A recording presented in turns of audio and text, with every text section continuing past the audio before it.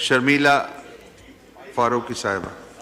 शुक्रिया स्पीकर साहब। Question number 35। Answer be taken as read supplementary. Sir, हुकूमत पाकिस्तान ने जो बजट दिया था करंट फाइनेंशियल ईयर में, उसमें इन्होंने लिखा था कि जी 32 बिलियन हम लेकर आएंगे प्राइवेटाइजेशन से। अभी तक एक भी SOE बिलखुसूस जिसमें PIA शामिल है उसको प्राइवेटाइज करने का कोई अंदिया ही नहीं है, और आगे तारीखें दी जा रही हैं अक्टूबर की, ना जाने क्या क्या, लेकिन हमें नहीं लगता कि होगा। सर, मुझे बता दें कि गवर्नमेंट का प्लान क्या है, क्योंकि कंसल्टेंट्स को पैसे पे पैसे दिए जा रहे हैं कौम के, लेकिन हासिल वसूल कुछ नहीं हो रहा। दूसरी चीज़ सर, पाकिस्तान स्टील मिल के हवाले से मुझे बड़ा अहम सवाल पूछना है, और वो ये है कि जब इसकी प्राइवेटाइजेशन हो रही थी तो ऑनरेबल सुप्रीम कोर्ट ने इस पर स्टे कर दिया था। सर, वो दिन है और आज का दिन है, 8000 मुलाजमीन निकाल के बाहर फेंक दिए हैं। कल भी वो रेलवे लाइन पे बैठ के एहतजाज कर रहे थे, उनके घर वाले भूखे मर रहे हैं, वो रुस्वा हो रहे हैं।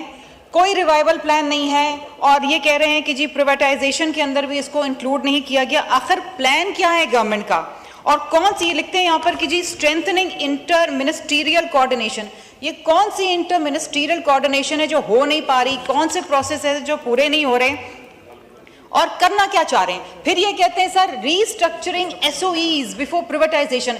ये 100 साल से कम अज कम मैं सुन रही हूँ कि जी रीस्ट्रक्चरिंग हो रही है।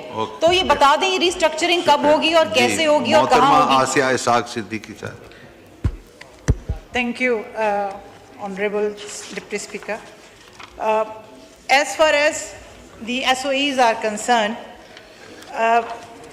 इसका फेज वाइज प्राइवेटाइजेशन ने रखा है। इनकी प्राइवेटाइजेशन का फेज़ 1 के अंदर जो एंटिटीज़ हैं वो मैं आपको बता देती हूँ कि क्या है, और वो 24-29 के पीरियड्स के लिए है सर। इसके अंदर पाकिस्तान इंटरनेशनल एयरलाइंस है, रोजवेल्ट होटल है जो फर्स्ट फेज़ में है सर। इसके अंदर फर्स्ट वुमेन बैंक है, हाउस बिल्डिंग फाइनेंस कॉरपोरेशन है, पाकिस्तान इंजीनियरिंग कंपनी है, सिंध इंजीनियरिंग कंपनी है, इस्लामाबाद इलेक्ट्रिक सप्लाई कॉरपोरेशन है, फैसलाबाद फेस्को है, जेस्को है। इसके अलावा सर ज़राई तरक्याती बैंक है। ये 24 और 29 के अंदर, एंड सेकेंड फेज़ जो है वो इसके बाद 3 ईयर्स के बाद ये शुरू होगा। तो ये पहले साल के अंदर ये वाला सारा सिलसिला हो रहा है। अच्छा, दूसरी बात ये कि जो इन्होंने कहा कि किसी किस्म की कोई कंप्लीशन नहीं हुई है, तो सर ये भी गलत है। ये मैं आपको बता दूं कि जो प्रॉपर्टीज़ ऑलरेडी डिस्पोज ऑफ कर दी हैं उनकी मैं डिटेल आपको भी बता देती हूँ। रिगार्डिंग इसमें सर ये 10 प्रॉपर्टीज़ थी सर जो डिस्पोज ऑफ कर दी गई हैं ना, और इसके अंदर मुख्तलिफ नौयत के एविएशंस के प्लॉट्स थे सर। इसके अलावा ABL का था, HBL का था, PPL का था। ये सारी जो है ये डिस्पोज ऑफ भी हुई हैं। सेकेंडली सर मैं ये आपको बता दूं कि HEC जो है उसकी कंप्लीटेड हो चुकी है, सर्विसेज इंटरनेशनल होटल कंप्लीटेड हो चुका है, फर्स्ट वुमेन बैंक का 1 बायर इस वक्त मौजूद है और उसकी डिलिब्रेशन बिल्कुल लास्ट स्टेज के ऊपर है।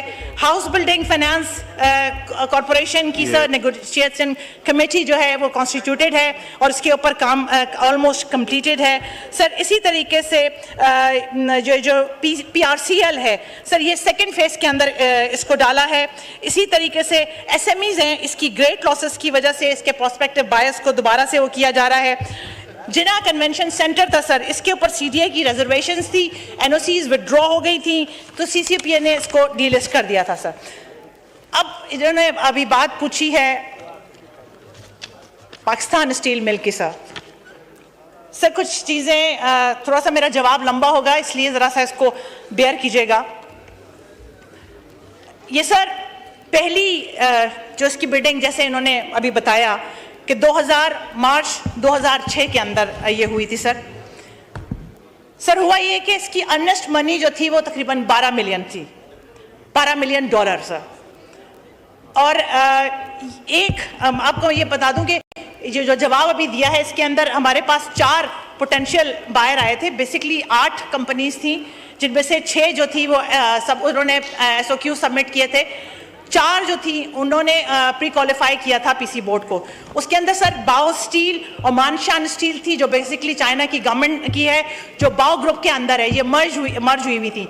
इसके अलावा सर डोंगहुआ थी और उसके अलावा जान लूंग थी सर जब ड्यू डिलिजेंस इसकी की गई है सर, तो पहली जो बिडिंग थी उसका जो बायर था वो ऑलमोस्ट रेडी हो गया था सर, और डील जो क्लोज हुई थी वो $467 मिलियन के ऊपर क्लोज हुई थी। लेकिन अनफॉर्चुनेटली कि अमाउंट जब ट्रांसफर होने से पहले जो है वो चीफ जस्टिस इफ्तिखार चौधरी साहब ने उस पर स्टे दे दिया था, तो उस इन रिटर्न हमें वो अर्नेस्ट मनी भी उनको वापस करनी पड़ी है। By 2015 sir Pakistan steel mill का जो लॉस था वो 600 बिलियन रुपीस तक पहुंच गया था। और सर ये जो भी उसके अंदर जो चीज़ें ख़राब हुई हैं उसमें बहुत सारे इश्यूज आए थे। मिसाल के तौर पे ये रिवाइवल का प्लान डाला गया 2019 और 23 के अंदर, और इसको नाम दिया गया स्टील कॉर्प रिवाइवल। उसके अंदर क्या करना था सर कि land of core operating assets जो था जो कि 1229 एकड़ है, जबकि याद रहे कि टोटल जो लैंड है स्टील मिल की वो 19,000 एकड़ है, लेकिन जो land of core operating asset है जिसका सौदा करना था वो 1229 है सर। इसके अंदर जो है वो जेटीज है, उसके अंदर इलेक्ट्रिकल प्लांट है, उसके अंदर ब्लास्ट फर्नेस है। Jetties belongs to port Qasim authority sir. इसको पूरे को स्टील कॉर्प का नाम दिया गया। रिवाइवल इसलिए नाम दिया गया कि जब स्टील मिल फॉर्म हुई थी तो उसकी मैक्सिमम कैपेसिटी जो थी वो 1.1 MMTA रखी गई थी sir. It was never achieved. जो अचीव की गई थी वो सिर्फ 70% मैक्सिमम अचीव हुई थी, एक दफ़ा 90s में, दूसरी दफ़ा 2005 के अंदर। अच्छा, इसको रिवाइवल के लिए ये बड़ी इंपॉर्टेंट चीज़ है सर कि इसको सिर्फ रिवाइवल करने के लिए 1.1 के लिए अनदर $584 मिलियन चाहिए थे उनको रिवाइवल के लिए।